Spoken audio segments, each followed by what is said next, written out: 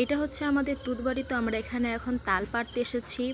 আর এই দেখুন এখানে সাইডে কত সুন্দর সুন্দর আম হয়ে আছে একবারে হাতের সামনে।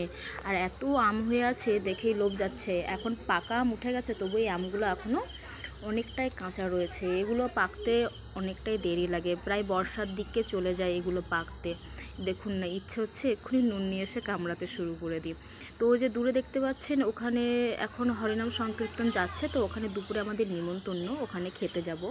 তো এই দেখুন তালপাড়া হয়ে গেছে, আরও 3 কাঁদি পেরেছিল, সেগুলো পেছনে আছে। তো আমি এখানে রেডি হয়ে গেছি দুপুরে খেতে যাওয়ার জন্য। সেখানে এই পুকুরে আমার শ্বশুরমশাই মাছ চাষ করে। আর এই দেখুন বর্ষাতে কি করে দিয়ে গেছে সাইক্লোন এসে। আর এই জায়গাটাতে কিছু সবজি লাগানো হয়, আর এখন এই মুহূর্তে ওল গাছ লাগানো হয়ে রয়েছে। আর এইটা হচ্ছে আমাদের এখানের পাড়ার মাচাগড়া। তো আমরা চলে এসেছি এখানে, দেখুন কত ভিড় হয়েছে। তো আমরা একটু এগিয়ে গিয়ে যেখানে সংকীর্তন হচ্ছিল সেখানে আমরা প্রণাম করতে গিয়েছিলাম।